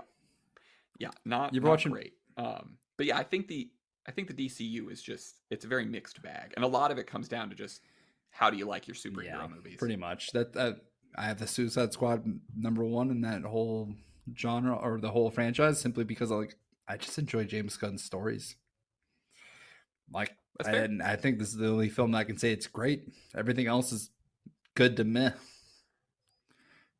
The one thing about the Suicide Squad that I couldn't forgive, two things, was 2 characters they killed. Couldn't forgive them killing Captain Boomerang, because he was arguably the only good thing, besides Harley Quinn, of course, about the I can't remember his name now, who directed the original Suicide Squad. David something? Yeah. David Ayers. Yeah, David Ayers. So I couldn't forgive them killing Captain Boomerang at the beginning, because Jai Courtney as Captain Boomerang was so much fun, and he's so perfect as that character. And then killing Polka Dot Man at the end. It was an unnecessary, like, you ruined a moment for a cheap laugh by killing that character when people had actually begun to care about him over the course of it, but you still treated I would agree with that. That was like the one death I was like, oh, I wish you would have made it, because I think you could have had a great story to tell afterwards. Yeah. But I will say, I really liked what they did with Starro, and I love the line at the very end when he says I was perfectly happy just floating away in the stars. And it's like, we're the bad guys. It's like, oh, I actually feel bad for this, like, giant terrorizing monster a little bit. Yeah, that was going to murder everyone like, on the planet. I guess the bad guys was just America all along. Classic story. So, all right, let's move on a little bit. Do we have any more DC? No. So let's go Super Mario. Okay. It's a nerdy film. It's a video game adaptation. You gotta talk Mario. What was your thoughts on it? I thought it was a ton of fun. I feel like that is the perfect way to describe it. I wouldn't describe myself as someone who's like a massive Mario fan. I didn't grow up as a Nintendo kid. Besides having like a Game Boy, I never owned like an NES or a GameCube or an N64. So I didn't grow up playing like Super Mario Sunshine, Super Mario 64 and everything. So when I saw it, I was like, oh my God, this is so fun. And like, it's just an enjoyable little movie. Like, anyone could sit down and watch it. It's like 90 minutes. You'll have some laughs. The It animation is is the water gorgeous. scenes. And yeah, the water scenes are incredible. And also, all of the voice acting is really good. Fight me if you think Chris Pratt is bad. He was He's really not. good. He's really I mean, good. he's not like the Mario you grew up with, but I'm like, I think he does a pretty, like, once you get into the movie, And it would, yeah, it just disappears. Yeah. And it would be obnoxious if he talked like the Mario we all grew up with the whole time. It would have. I think my only two complaints with the voice acting was actually, no, I was going to say Seth Rogen, but I actually thought he did fine as Donkey Kong. Apparently he just phoned it in. I'm like, well, I don't know. Like, once I got over like, oh, it's Seth Rogen, I'm like, it works for the character that was being told. My only like egregious like voice acting was Cranky Kong wasn't cranky. That's fair. Yeah, it was Fred Armisen as like an old man, basically. Not I'm like, man, I want my Cranky Kong to be cranky. I don't want him to be just a normal old man. Yeah, yeah. I personally wasn't a huge fan of Anya Taylor-Joy as Peach, but I thought she was fine. I just didn't think she really like reached the peak of like, oh my God, like she's perfect as Peach. Where I thought so many of the other characters Jack Black did. as Bowser. And Charlie Day as Luigi. Yeah. I mean, Charlie Day as a voice actor is just great. Anytime he's in it, I'm like... Yeah, he has a great voice for it. Yeah. But overall, I just thought the movie was fun. Like, for me, I walked out of it as, it's a fun movie. My girlfriend, Grace, has watched every Mario thing. She's played every single game. It's like one of her favorite things. She was crying her eyes out by the end of the movie. And I turned and looked at her and I was like, oh my God, like, are you okay? And she was like, yeah, I just love it so much. I love Mario. I will say, if you love Mario, it's a great film. I think my only complaint about it was just a little... I compare it to, it's a side scroller Mario movie. It's not like the full in-depth 3D film that goes really depth in the characters. It's a simple basic story that's like it's 2D games. It's simple, basic. Yeah. Mario saves Peach. Mario saves Luigi. They switched it up. Modern times. True. Yeah. Which I will say though, the best part of the movie was Mario and Luigi teaming up. So the fact that they split them up right away, I'm like, oh, that's kind of sad. I want to see those two together. I think a lot of that comes from knowing that if it was a success, we'd get another movie and we'd be able to see a lot more of them together. Or they'll do a spin-off and we'll get a Luigi's Mansion and a Mario whatever, like Mario Sunshine, and then they can do... I mean, they could make a whole cinematic universe about Mario if they want to. They really could. I mean, they could do a Mario Kart movie. They could do a Super Mario Galaxy, because they mentioned that one line in the Galaxy. When I heard it, I was like, that's a Galaxy line. Super Smash Bros. Link. Yeah, they can go. Luigi's Mansion. They can go all directions. Yeah. Just do Subspace Emissary. Screw it. There you go. Okay, so I have one more film, then I want to give you a chance to talk about other films that we didn't talk about, because I haven't talked anything that's outside of like nerd culture. I haven't watched in theaters. When you have, if you have kids, it's really, really hard to go to the movie theater. You got to find a babysitter. Yeah. My toddler now can tolerate some movies. He will really want to see Spider-Man, but I'm like, there's no way in hell you're going to handle a nearly 3-hour film. You barely got through Mario. Yeah. Really fun though. He tried to go in every other movie afterwards. He was like, I want to do it again. And he tried to get... I'm like, dude, no. Like, no, you get to see one and then you leave. It's maybe your first film, but this is how things go. You see one movie, that's it. Yeah. You can't just stream it on demand right away. Kids, these damn kids. They don't know what it's like to wait for ads. They didn't know. Yeah, they don't know what it's like to wait 6 months for a movie to come out on VHS so you can watch it again. And the joys of rewinding a film after watching it too. Or right before, you're like, oh man, I just want to watch this film. All right. I just want to watch Tarzan. I think for me it was Space Jam. That was my go-to. Yeah. I watched Tarzan a lot, and probably Toy Story were like my two big ones. Yeah. Lion King for me too. And A Bug's Life. I loved A Bug's Life as a kid. For me, it was also Titanic, the two big VHS. I don't know why. My favorite part was when the ship sank. Everyone's favorite part. That's like the best part of the film. All right. Yeah. No one wants to watch Bill Paxton in a mini submarine. Oh man, too soon. All right, speaking of James Cameron, I was going to use that as the segue. True. Avatar. So I just watched Way of Water. I know it's 7 months too late. Finally watched Way of Water. And a few billion dollars late. I do not understand how this film gets so much box office money. It's foreign movie theaters. When I was in college, I studied film as my minor, and I had a teacher who was from Hong Kong, and she'd always talk to us about foreign films versus American films. And she was like, there's a reason why when a drama comes out in the West, like The Departed, it's not like, oh my God, it's earning $1 billion at the box office. And she always said it's because in foreign films, reading subtitles is fine, but it's a lot easier to understand a story when it doesn't have to be translated. So Kick Punch is easier to understand than I Love You More Than the Sun and the Moon. And so she always said that. So she's like, that's why when you see movies like Avatar, superhero movies, The Fast and the Furious, they can make all this money. And you go, who the hell is seeing this many times? And it's like, well, there's 1 billion people in China and India, and they're seeing it.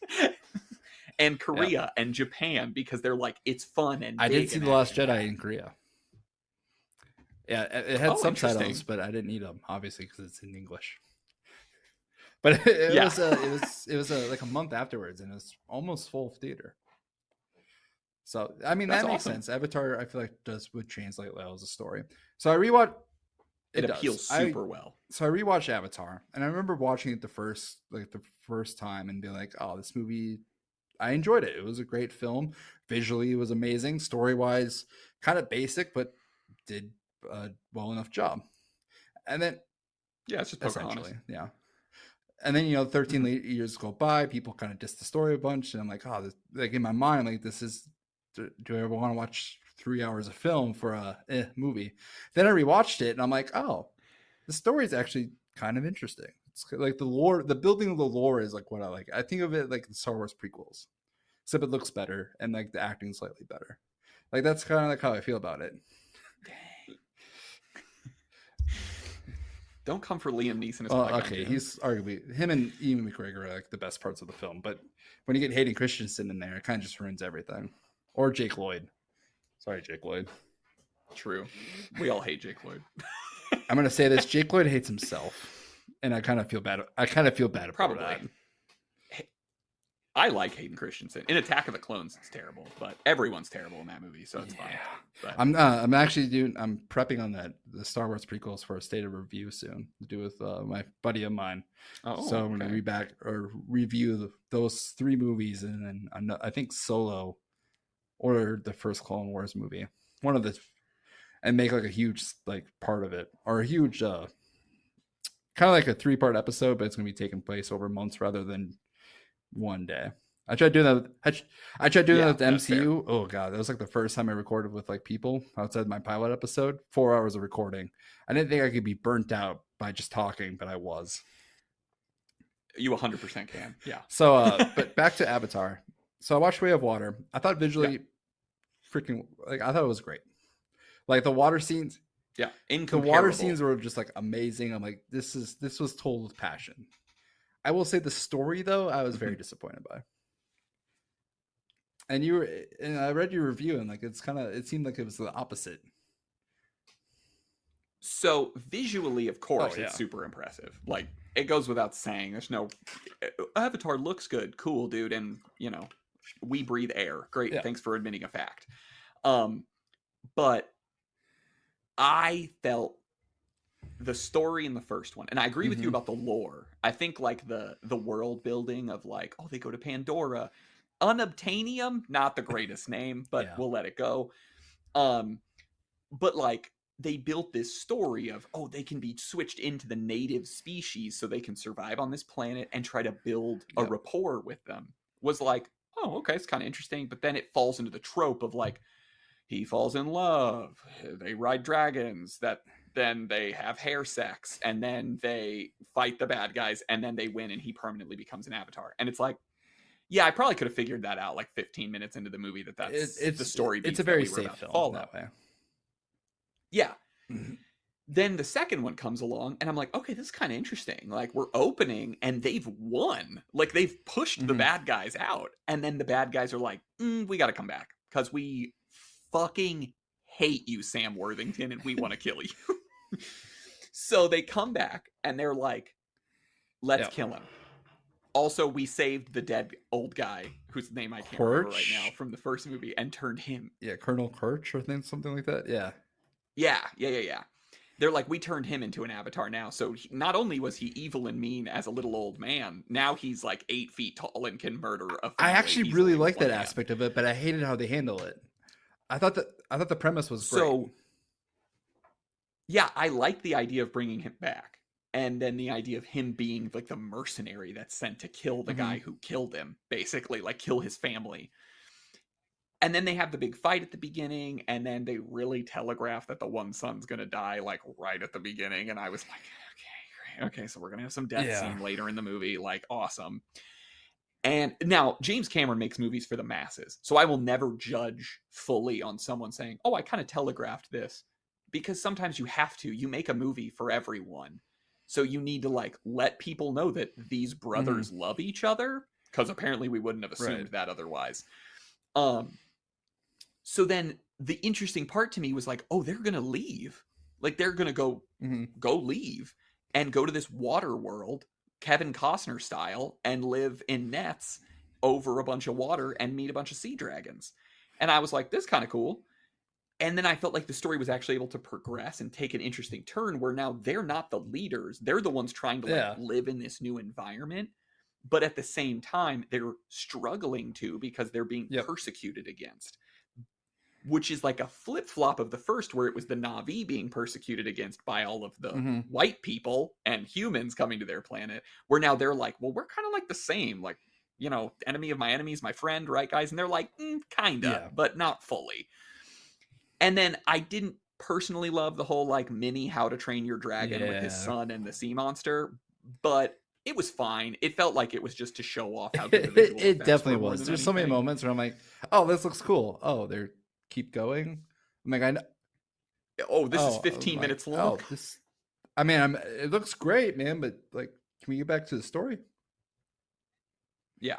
And then the part at the end where they introduce the weird like whale juice that makes it so you can like live forever or whatever. I was like, okay, this was super unnecessary. It can just be a revenge mission. We don't Like, need don't that throw added that in. bit in when you don't. It was unearned. It was an unearned bit. Yeah. It was unnecessary in the story.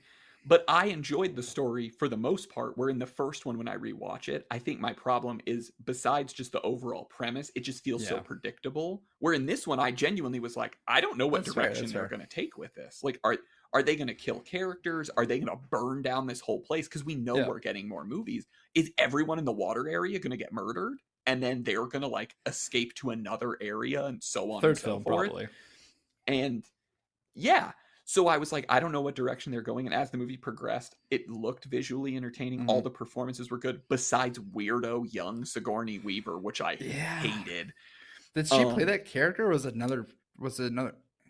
No, she played her daughter, like her character's daughter. She played her, and that's why it sounded so gross and weird, in my opinion. I agree with that. I was like, oh, I like the character aspect, like the premise of the character, but I'm like, I just don't like her for some reason. It never worked for me because of the voice. But yeah, so I enjoyed the story, and visually both movies are impressive. But I think the unpredictability of the sequel, even if it's arguably too long and a little too show-offy, I still prefer that story because it actually left me with question marks, where the first one didn't. It felt way too like, we're going to go step 1, 2, 3, 4. It doesn't have any sort of like angularity to its story. It's just like, we're at the end, guys. They won. That's fair. I guess the counterpoint would be that, like, hey, they're telling a one movie story. They're ending here. So all the questions were answered. Yeah. So I guess that's where I view Avatar, the first one. That should just be this title, Avatar, the first one, ? The first one, because there's going to be 6. Which I'm still kind of like, wait, what? There's 6 of these? Like, I don't. So I like the general story setup. I think my biggest complaint about this film is the humans. because the humans have like their motivation sucks. Revenge. That's it. See, I think their motivation is like the most human motivation they could have. Because humans love revenge. Like, human beings have a habit of being like, ooh, you won at Right. the battle of whatever. So we're going to come back and kill But like literally it wasn't everyone. even the CEO that came back. It was some military general that I didn't even pay attention to, so I have no idea what even like happened in that. Couldn't have told you her name. Yeah, I remember I remember it was Nurse Jackie from the Stars show Nice. or whatever. But But like the reason why I'm like I could have made it. Me personally, I'm like this could have been a better film. For the whole aspect of like you just give the lore to the humans, why they come back, they still one their planet is dying. They have the most precious mineral on the planet or in the universe universe, is on, whatever you or want to call galaxy or it. Yeah. whatever is in this planet, and they need it to survive. That's great lore right there. They need to be there. They need these resources, and they take it by force. They bring back the colonel, which I'm like is a very entertaining story, but give him the whole like instead of hey, I'm just going to try to kill people. I'm trying to kill the Navi. Like, hey, what if we do what this body's intended to do and play politics? We're trying to earn the trust. So when they run into the water people, they play the whole like, hey, we're actually good humans. We're going to help you build your culture. And then it's that reverse of Jake Sully is like, no, no, no, they're bad. But like you have two outsiders pitting the politics of the water people. And you can still learn about the water people, but you're having these interesting scenes, these political scenes between the humans and the Navi from the forest. I mean, I think that would be a very interesting way to go, but I also think you're giving a lot of credit to a shiny blue people movie. It's fair. To be like, let's make it a political drama about aliens trying to get That's along with fair, but each I'm like, other. this is where And you should have went with it. The whole Jake Sully leaving the forest to go to the water people, like felt forced. I'm like, I don't feel like the Jake Sully from the first film would have done this, and I don't think the second movie did enough to really make a good point to why he would leave. And I know I he states sorry, go ahead. family, like, and I recently became a dad. I understand the whole protecting of family. It just it didn't hit right for me. I'm like, it just doesn't seem because like to me, because the movie ends with we're gonna make our stand here in the water, but I'm like, I'm pretty Mhm. sure the character from the first film would have made a stand in the forest when they had the home advantage. I think the reason why it makes sense for me for him to leave is that they lost so much in the Mm, first film where he was like, I'm the problem, like I was here, I participated in your deaths in the first, and then I switched sides yeah. partway through to help, but I'm still very much a conscientious like part of what happened here and all the people you lost and all Mm. the damage that was done. So when it starts again, he's like, I'm still responsible for this. Like, this is because they hate Jake Sully now, not because they hate the Na'vi. And so he's like, I have to go, and hopefully they will chase me I and still leave feel me like that falls alone. flat because where they're kind of located is right where they're the mineral they need, and also the fact that Navi has killed several of their people. So to me, that just Oh yeah. it falls flat. Where I'm like, hey, the if the reason why they leave is, hey, the sky people are back, they're gonna do whatever they can to take control of the planet. Let's go village or race by race by race by race to get everybody united so we can be a planetary force against the sky people. Again, I'm giving more credit to blue people. Um, Yeah, and I think that that's fair. I think that the complexity of the story is not there yeah. as much as it should be, but I also don't think it's really there in the first film either. I don't, and this is no hate to Mm-hmm. James Cameron. I'm a fan. I think he's made maybe one of the greatest action movies of all time in Mm-hmm. Terminator 2. Um, I'm not a big Titanic guy, but I know a lot of people are. And I think that in these movies, his goal is to, and he said this in interviews, that his goal was to build a story about conservation of the world. And part of that now is the oceans, where before it was deforestation in the first film. And then the story of this one relates to the destruction of the water, the oceans, which is why I'm assuming that's why they instituted the little bit about them killing the whales for their little brain goo or whatever. And so this one, he had to bring in another element of like, well, Jake Sully is saving this planet like one resource at a time. Like, he may not know that they're destroying the oceans when he gets there, but when they find out, they're like, well, we have to stop that too. Like, they're going to come here and try to kill us. Let's stop their whole operation altogether. So I think part of that is just the director's own wants sort of coming through. Like, he's like, you know what? I'm a huge conservationist. I love the ocean, and I want a movie that I can show the beauty of the ocean. And even though they're alien creatures, you know, what there is. So I don't think either movie's an A+, and I don't think either movie is an F. I think that they fit somewhere in the middle, and a lot of it just comes down to how much can you get out of this looks pretty, but the story is never going to blow me away. I think you gave it a B. Yeah, you gave it a B. I gave it a 3+. I believe I gave it a B. I'm like, it's visually an amazing film.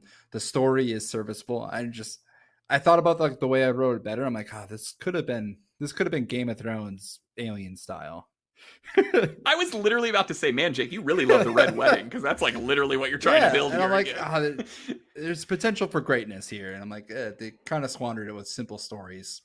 It is what it is. There's so much great franchises out there that you can enjoy, and this one's more for the visual effects rather than the story itself. Yeah, it's to look pretty more than it is to make you cry tears of joy and happiness and sadness. You're telling me you weren't crying when the son died? I can't even remember his name. No, I couldn't tell you his name if you put. I don't even remember any of their names. I just don't. Nope.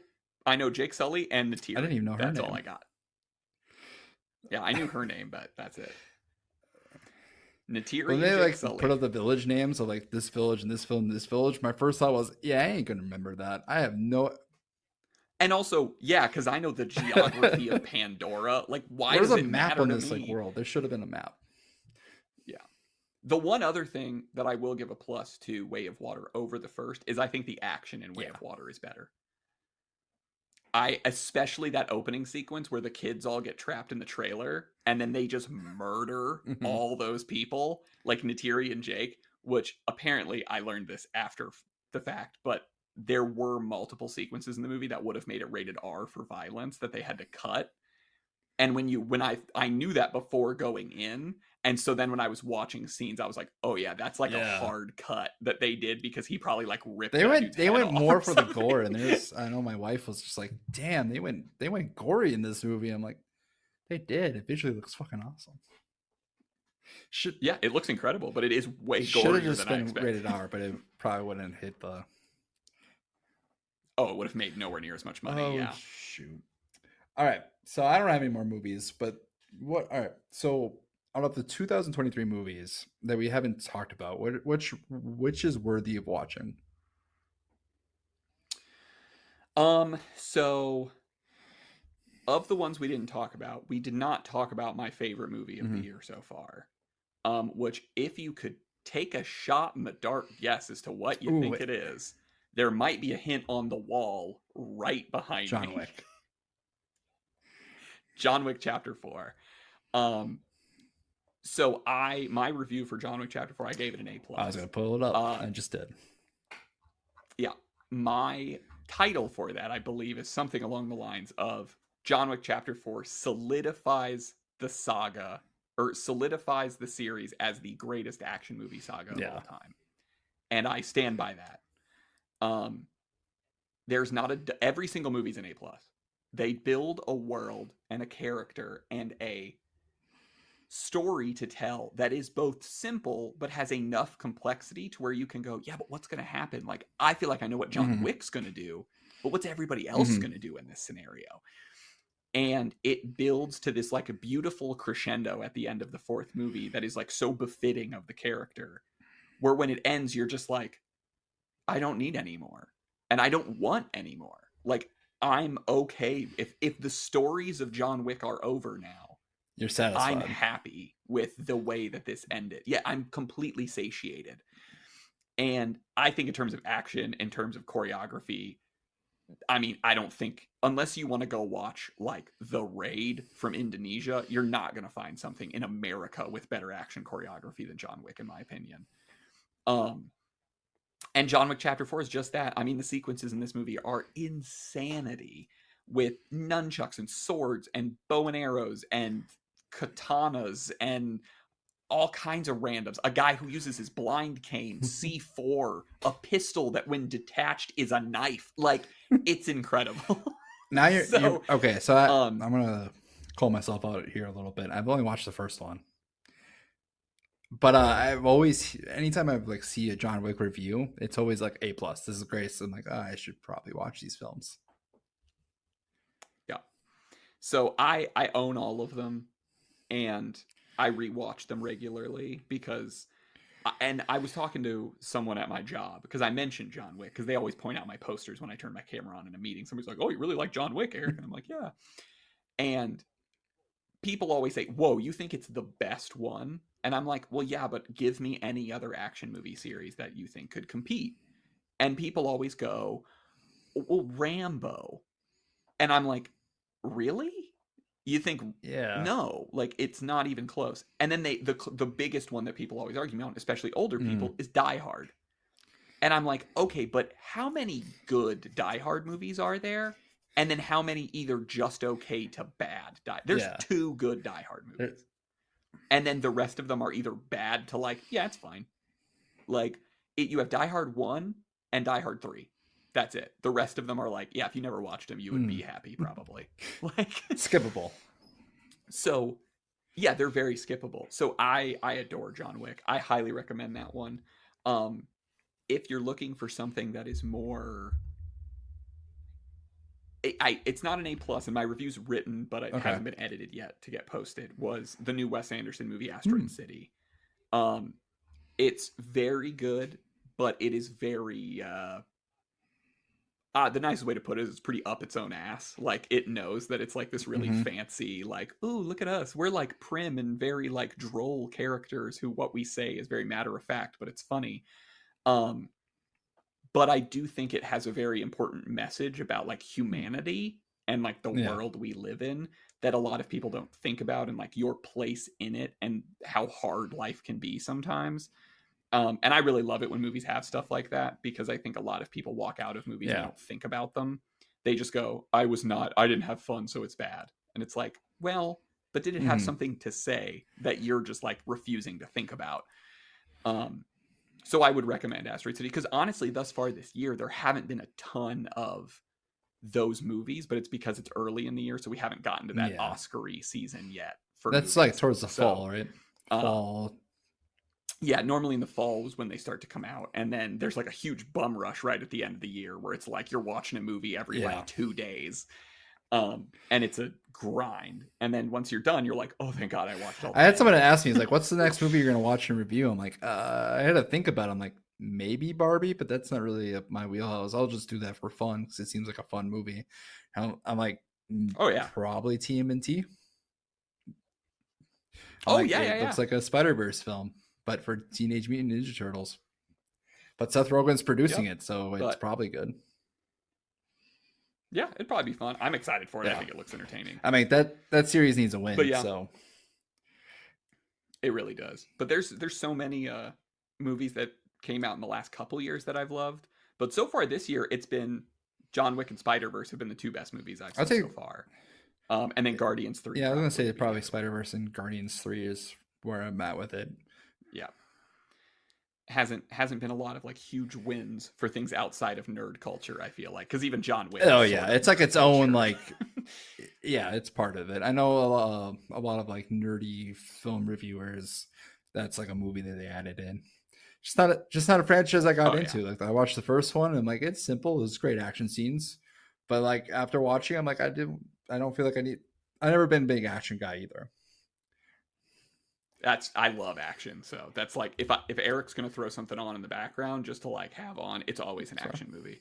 I'm like, let me throw on Mission Impossible. Let me throw on. It doesn't even have to be a good action movie. I'll just be like, let me throw on the Benghazi Michael Bay movie with Jim Halpert. Well, sure, I don't care. I'll put on whatever. Oh, that's fair. All right, so I don't think I have any more for you. All right, so that's all good. Okay, let's end with this question. Of all the films that are coming out in 2023, the ones that we haven't seen yet, which one are you looking forward to the most? Dune 2. Don't even have to think about it. I forgot that movie's coming out. I'm super excited for Barbie, and I'm super excited for Oppenheimer and Mission Impossible, which all come out in the next 2 weeks.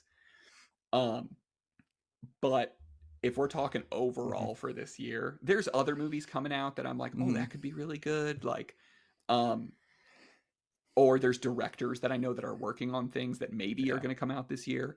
But if I'm talking just it's Dune 2. The trailer came on before The Flash, and I was like, that trailer was better than this movie.